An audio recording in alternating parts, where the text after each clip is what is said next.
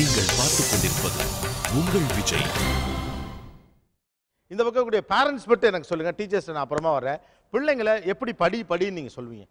நீ இப்ப படிக்க போறியா இல்ல உனக்கு சாப்பாடு கொடுக்க மாட்டேன், சாப்பாடு வேணும்னா நீ இந்த ஹோம்வொர்க்கை முடிச்சா மட்டும் தான் உனக்கு சாப்பாடு அப்படின்னு சொல்லியிருக்கேன். ரைட், சாப்பாடு வேணும்னா ஹோம்வொர்க்கை முடிக்கணும். வேற ஸ்போர்ட்ஸ்ல இன்ட்ரெஸ்ட். ஸோ அதனால் அவனை அடுத்த நெக்ஸ்ட் என்ன ஸ்போர்ட்ஸ் மீட் இருக்குது, அதுக்கு உனக்கு ப்ராக்டிஸ்க்கு அனுப்ப மாட்டேன், இப்போ உட்காந்து இதை படிக்கணும், நீ அட்லீஸ்ட் 1 hour நீ படிக்கணும், அப்போ தான் உனக்கு 1 hour ப்ராக்டிஸ்க்கு அனுப்புவேன் அப்படின்னு சொல்லுவேன் சார். குட். பையனுங்களை அல்லது உங்கள் வீட்டு பிள்ளைங்களை படிக்க வைக்கிறதுக்கு நீங்கள் என்னென்னலாம் ஸ்டெப் எடுக்கிறீங்க? டிவி சேனல் கட் பண்ணிவிடுவேன். டிவி படிக்கலன்னா டிவி சேனல் எடுத்துருவேன். வேற பையன் படிக்கணும்னாக்கா ஞாயிற்றுக்கிழமை ஆச்சுன்னா எங்கேயா வெளில போகலாம், நீ இதை படித்து முடிச்சா தான் ஞாயிற்றுக்கிழமை உனக்கு வெளில கூட்டு. ஓகே, வீக்கெண்டு அப்போ தான் வெளியில் கூட்டி போவேன். ஆமாம், அதே போல் நீ இதை முடிச்சுட்டு உன்னோட இது என்ன கேம் விளையாடணும், ஒரு 1/2 hour நீ விளையாண்டுக்கலாம். உன் தங்கச்சி கூட பார்ட்னர் போட்டு 1/2 hour விளையாடலாம். அதுக்கப்புறம் நீ ஃப்ரீ எல்லாம் முடிச்சுட்டு வெளில வந்துட்டீங்கன்னா சைக்கிள் எடுத்துகிட்டு கிரவுண்டில் போய் நீ இது பண்ணலாம். அப்படி இல்லைன்னா கொடுக்க மாட்டான் சைக்கிள். வேற அவன் ஸ்கூல்லேருந்து வந்த உடனே செல்ஃபோன் தான் எடுத்துப்பான். அதனால் செல்ஃபோன் சார்ஜர் இல்லாமல் எப்பயுமே சுத்தமாக சார்ஜ் போடாமல் வச்சுருப்பேன். அதனால் அந்த சார்ஜ் ஆன உடனே நீ படிப்பா, அது வரலும் கொஞ்ச நேரம் அந்த ஃபோன் சார்ஜ் ஆகட்டும்னு விட்டுடுவேன். ஸோ அதுக்கப்புறம் நீ செல்ஃபோன் எடுத்துக்கலாம். எடுத்துக்கலாம். வேற வேற நான் ரொம்ப கோவப்படுவேன், கோவப்படுற மாதிரி நடிப்பேன். நான் கோவப்படுறதை பார்த்தோன்னே அவங்க ஆட்டோமேட்டிக்காக 2 பேரும் போய் அவங்க ரூமில் போய் செட்டில் ஆகிடுவாங்க படிக்கிறதுக்காக. சார் என் பொண்ணுக்கு வீட்டு வேலைலாம் செய்யணும் ரொம்ப கஷ்டம் சார். அவளுக்கு ஸ்கூலில் வந்த உடனே பாத்திரம் கழுவு இல்லை வீட்டை பெருக்குன்னா ஆட்டோமேட்டிக்காக எடுத்துன்னு போய் புக் எடுத்து போய் உட்காந்துருவா சார். அவள் படிக்கிறாளே இல்லையோ ஆனால் புக் எடுத்து வீட்டு வேலை சொன்னால் படிக்க போயிடுவாங்க, படிக்க உட்காந்துருவா சார். அந்த தெரியும் அவளுக்கு. இது ஒரு நல்ல ஐடியா. வேற வேற சார் நான் சொல்லுவேன், நீ வந்து படிச்சினா நீ நினைக்கிற சீரியல் நீ பார்க்கலாம், நான் விடுறேன் அப்படின்னு சொல்லுவேன். ஆனால் அது என்ன பண்ணோம், சரி படிக்க. ரொம்ப அன்ஃபார்ச்சுனேட்டான விஷயம் என்னன்னா, நம்மளுக்கு நம்ம இப்போ இருக்கக்கூடிய இந்த சிஸ்டமுக்கு பிள்ளைங்களை புரிபடலையோன்னு தோணுது ஒன்று. ரெண்டாவது, நீங்கள் எல்லாரும் ஒரு சிஸ்டமுக்கு பதிலாக ஏதோ ஒரு தண்டனையோ அல்லது ஒரு ஆஃபரையோ கொடுத்துக்கிட்டு இருக்கீங்க. ஆக்சுவலாக நம்ம எல்லாரும் பிள்ளைகளை படிக்க உட்கார வைக்கணுங்கிறதுக்காக செய்து கொண்டிருக்கக்கூடிய இந்த ஷார்ட்கட்ஸ் எல்லாமே ரொம்ப ஆபத்தான ஷார்ட்கட்.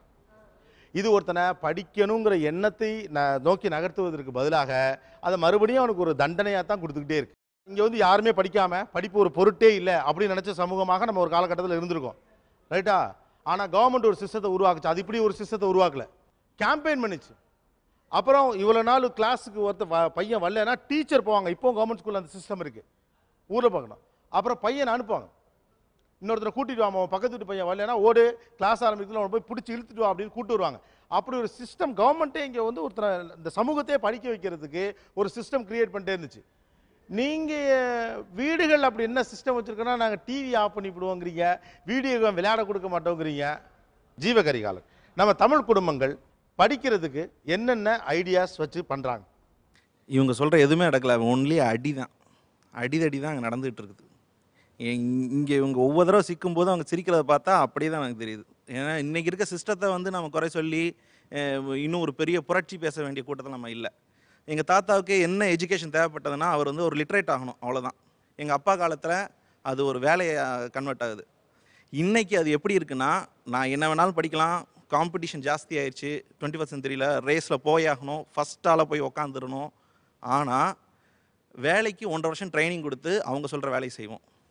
4:45 அல்லது 4:30 என் பையன் வருவான். வந்தோடனே எங்கள் அம்மா சமைச்சு வச்சுருப்பாங்க, அவன் சாப்பிடுவான். திருப்தியாக சாப்பிட்டதுக்கப்புறமா 5லேருந்து 6 அங்கங்கே மயங்கி டிவி போட வருவான். அவன் இன்ட்ரெஸ்ட்டை நான் பார்த்தோன்னே ஃபிசிக்கல் எக்ஸசைஸ் ரொம்ப இம்பார்ட்டன்ட்.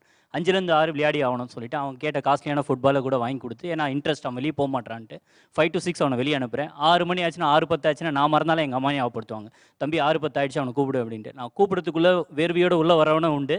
சில சமயங்களில் விளையாட்டு இன்ட்ரெஸ்ட்லாம் வர்றதில்லை, குரல் கொடுப்பேன், டேய் அப்படின்னு ஒரு குரல் தான் கொடுப்பேன்.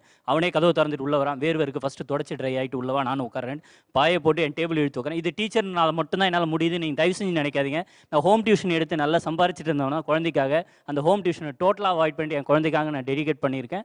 ஈவினிங்கில் நான் 6 மணிக்கு அவன் வரும்போதே நான் டேபிள் எடுத்து போட்டுப்பேன். குழந்தைய 2 பக்கமும் உட்கார வச்சு எல்லா கிளாஸுக்கும் பேக்லேருந்து ஃபஸ்ட்டு எம்டி பண்ணுறது தான் அவனோட முதல் வேலை. கிளாஸ் புக் தனியாக, புக்ஸ் தனியாக எடுத்து வைப்பான். ஒரு கிளாஸ் வரை எனக்கு ட்வின்ஸ் பாய்ஸ் 2 பேர், சிவா சக்தின்னு 2 பேர் இருக்காங்க. அதனால் என்னால் ஈஸியாக அவங்க கிளாஸில் என்ன பண்ணாங்கன்னு தெரிஞ்சிடும். 2 புக்கையும் கம்பேர் பண்ணி ஈக்குவலாக எது எழுதாமல் இருக்கான், ஒருத்தன் கண்டிப்பாக இன்கம்ப்ளீட் இருக்கும், ஒரு சப்ஜெக்ட்டில் ஒருத்தன் இன்கம். அதனால் முதல்ல எழுத வேண்டிய வேலைகளை முடிச்சதுக்கப்புறமா படிக்கிறது ஆரம்பிப்போம். டெஸ்ட்டு கொடுத்துட்டாங்கன்னா முன்னாடியே டைம் டேபிளை வாங்கி ஷெடியூல் பண்ணுவோம். ஷெடியூல் எதுக்காகனா, நான் குழந்தைக்கு நல்லா சொல்லியிருக்கேன், ஸ்ட்ரெஸ்ஸை குறைக்கிறதுக்கு தான் ஷெடியூல் பண்ணி பிளான் பண்ணிட்டோம்னா எல்லா வேலையும் ஈஸின்னு சொல்லுவேன். 3 சப்ஜெக்ட் நைட்டு பார்ப்போம். காலையில் 6:30 மணிக்கு, இன்றைக்கி மார்னிங் கூட 6:30 மணிக்கு என் ஒய்ஃப் கிட்ட அவனை எழுப்ப சொல்லியிருக்கேன். இன்றைக்கி சோஷியலும் அவன் இங்கிலீஷும் படிக்காமல் படுத்திருக்கான். காலையில் எழுந்துச்சு ஜஸ்ட் நீ சோஷியல் அவனை கொஷின் கேளுமா. என் ஒய்ஃப் அதிர்ச்சியாக இருந்தாங்க. கொஷின் எப்படிங்க கேட்க முடியும், நான் சமைக்கிறேன், ஏன்னா அவங்களும் வேலைக்கு போகிறவங்க. அதனால கேட்டாங்க எப்படி என்னால் கொஷின். அப்போ நான் சொன்னேன் நீ கொஷின் கேட்குற மாதிரி ஆக்ட் பண்ணு, அவனே வந்து எல்லாமே சொல்லுவான். நீங்கள் நம்ப மாட்டீங்க, நேற்று அவன் சயின்ஸில் வந்து ஃபன் அண்ட் மேக்னட்டிசம்னு ஒரு டாபிக் படிக்கணும்னு மெசேஜ் சொல்லியிருக்கான் அப்படின்னு அவன் சொன்னான். அது ரிலேட்டடாக அவனுக்காக வேற ஒரு புக்கு, ஸ்கூல் புக் எடுக்கிறதுக்கு அவனுக்கும் கொஞ்சம் சிரமம் தான். வேற ஒரு புக் எடுத்து காட்டினான். நான் டேடி சொன்னேன், டே இந்த புக்கு என்ன சம்மந்தம்னு கேட்டேன். அப்பா இது ஃபன் வித் மேக்னெட். அப்போ அந்த புக்கை படிக்கணும்னா நீ ஃபர்ஸ்ட் புக்கில் என்ன படிச்ச நீ எனக்கு சொல்லிடு. ஃபர்ஸ்ட் சயின்ஸ் மிஸ் வேலையை நான் முடிச்சிடுறேன், அதுக்கப்புறமா you can go for that book. So ஆக்சுவலாக இவர்கிட்ட ஒரு சிஸ்டம் இருக்கு. ஆனால் இன்ட்ரெஸ்டிங்லி அவர் ஒரு டீச்சரும் கூட. ஸோ ஒரு டீச்சராக இருக்கிறதுனால ஹி ஹாஸ் அ சிஸ்டம். உங்களை படிக்க வைக்க வீட்டில் என்ன பண்ணுறாங்க? சாயங்காலம் 7:30லேருந்து 10 வரைக்கும் வீட்டில் படிக்க சொல்லுவாங்க. கண்டிப்பாக படிக்கணும், வேற எந்த டைவர்ஷனும் இருக்கக்கூடாது, படிச்சுக்கினே தான் இருக்கணும்.